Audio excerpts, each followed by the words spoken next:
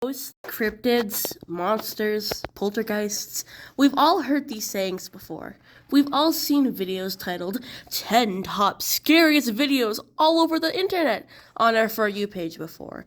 We've all seen videos titled Haunted Expedition at 3 a.m. gone wrong. But what's the history behind it? Why has the paranormal become so popular nowadays? What's truth and why is it not talked about as much as it should be? I'm going to tell you an honest thing. 90% of all you see that's titled paranormal is probably fake. Yeah, you heard that right. A good chunk of all paranormal things you see on the internet now is a bunch of baloney. It's really hard to debunk what's true and what's not, especially when you have quote-unquote camera evidence now, because so many things can be edited nowadays with Adobe After Effects or with AI. It's become such a blur between what's actual evidence and what's not. So, how do we back up this case of the paranormal? Well, we've learned this before, but I'm going to use the fuse and fallout technique. What led up to the paranormal thing? Here's the thing, no one knows. The earliest cases of paranormal evidence being shown in history was actually I'm going to pause here because I want you guys to guess what it is. I'm going to give you 4 options of what you think it is, and I want you guys to guess which one is the closest one. Number 1, was the paranormal community based on just pure fiction? Number 2, was it all just a bunch of psychological inducing effects that caused the whole paranormal outburst to start? Number 3, was it all based on TV shows and fictional books? Or number 4, was there actual evidence that has been shown throughout history that can back up the cases, saying such as the year that majority of the evidence came from? Got your answers ready? Well, guess what? It's none of them. The earliest cases of paranormal evidence being shown throughout history was actually in Mesopotamia, which was hundreds of years ago, if maybe thousands. It was shown in a stone slab that a young man had carved a depiction of him seeing his friend who had passed on. He says that his friend gave him a message on how to live his own life, and the rest is history. So, how did that one small historical evidence lead to the big fallout effect that we have now? In the years coming up to the big internet boom, as we call it, ghosts were still talked about, but it wasn't as much as a big topic as it is now. People saw the idea of getting clickbait and ghost pictures on their feed as a great and easy way to get famous. But there are many cases in our lives that ghosts may actually exist. There's this house, I believe is in California, where this woman was married to a man who made a certain type of gun that acted out in World War II. Now, once her husband died, she claimed that she was haunted by the ghosts of all the people that his gun killed, of what gun he produced killed all the people in World War II. Now, the ghost told her oddly to make a house, and she took that, plain and simple. But she got so worked up about it that this house has doors leading straight down outside, has so many twists and turns and secret entrances that the place is huge. And I mean it, it's an actual mansion. Not only did this house exist, there's the case of Annalise Michel. From 1969 to 1972, Annalise Michel was this young girl. She was roughly around our age, and she was just a normal church-going girl. Until she started to claim that she heard voices in her head, which can be explained by mental illness if you want to go that far. But in the end, she ended up having more than 40 exorcisms. She ended up dying, sadly, due to starvation, but that's not what I want to talk about. All of the evidence before that can be deemed as fake for Annalise. But during one of her exorcisms, they audio recorded the entire thing on tape, which, if you know, audio tapes with VHS are pretty hard to edit.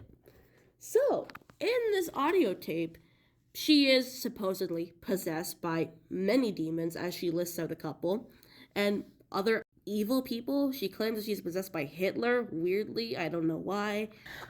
But this can all be tossed aside. The main thing that's really, really weird about this, that even I don't have an explanation for, is that she mentions a guy named Fleischman. And the priest at the time, ignore that voice crack. The priest at the time was also shocked because Fleischman was a quote-unquote bad priest who did demonic acts in the church. The church never talked about this. There was never any books that talked about this. It was very closed and shut. Church never wanted to talk about it because it shows how people can be even corrupt in the church. So, the question here is, how in the world did Annalise know this also?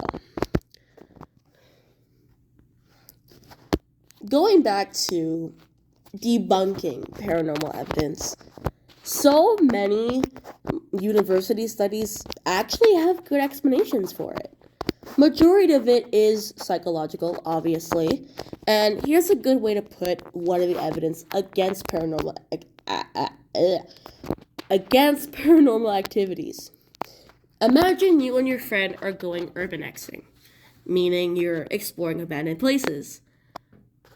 And both of you are very skeptic about paranormal things. But you're already really scared of getting caught or experiencing things, such as homeless person being in the house and you being chased or being arrested. All it takes is another friend of yours to say, "Yo, this place is haunted," for your senses to be on high alert. The moment that your brain finds an explanation, even if it's ludicrous, it will take it. It's been proven before, with people with mental health seeing the most random excuse and taking the big leap of faith by technical standpoint. Another odd thing that can prove against paranormal activities is oddly mold. Mold can actually have a lot of hallucinogenic chemicals in it that can cause you to see things. And in a lot of old abandoned houses that are claimed to be haunted, guess what's most likely to be there? Mold. The next thing that has been debunked by university specialists is social influences and culture.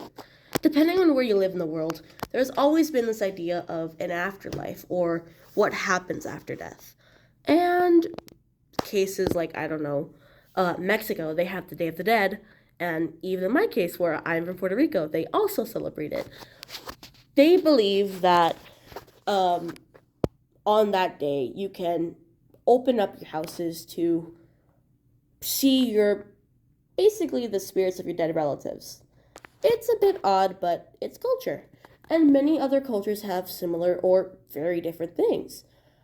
And that can influence someone if they believe in the paranormal or not. And going to social influences, well, I've explained that, but I'll explain it again. If someone can get clicks from anything or likes from anything, they'll do it, including if it's ghosts. Now, and in the end, I want to go off a whim here and say this topic was very interesting to learn about, so I learned both sides of it, and I really want you guys to go off by saying, don't try and go against people who do believe it, especially in our day-and-day life now, because you never know what's true or false with this, because in the end, there's no real answer to this controversy of, do ghosts exist, do cryptids exist, do aliens exist? Because guess what? We cannot scientifically always back it up. there will always be this quote-unquote missing link that we'll almost never have unless future generations come up with technology. So, in short, I want to say paranormal things, majoritively fake, but do not always deny the truth that you may hear. Always take things with a grain of salt, and that's with everything in life. Always spend time to get your facts straight, and that's all I want to say. Thank you.